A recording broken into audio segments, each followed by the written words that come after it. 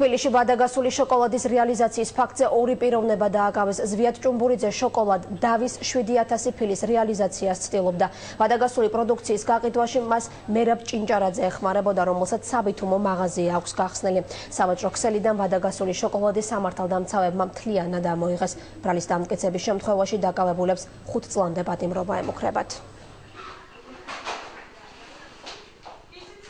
ითხრა მაქვს შოკოლადი დავი, მისი საბითუმო ფასი არის ლარი და 60, მე მაქვს ლარად.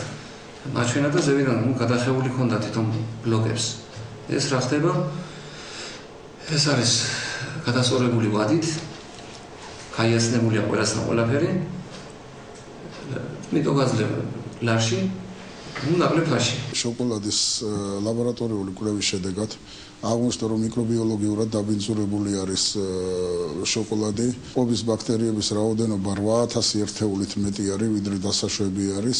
აგრეთვე მომატებული არის დიდი ოდენობით სოკოების რაოდენობა, რაც ჯანმრთელობისათვის საზიანო არის. აღნიშნული პირები მათ მიერ დაახლოებით 3 წლის წინ შეძენილ შოკოლადს სახელწოდებით თავს, რომელსაც ვადა ჰქონდა გასული 2007 წელში, უცვლიდნენ გარე შესაფუთ ქაღალდს და შესაბამისი ტექნიკის გამოყენებით მასზე აყალბებდნენ ვადას, თითქოს და ამ შოკოლადს ვადა უნდა გასვლოდა 2010 წელში და ახდენდნენ ამ შოკოლადის რეალიზებას.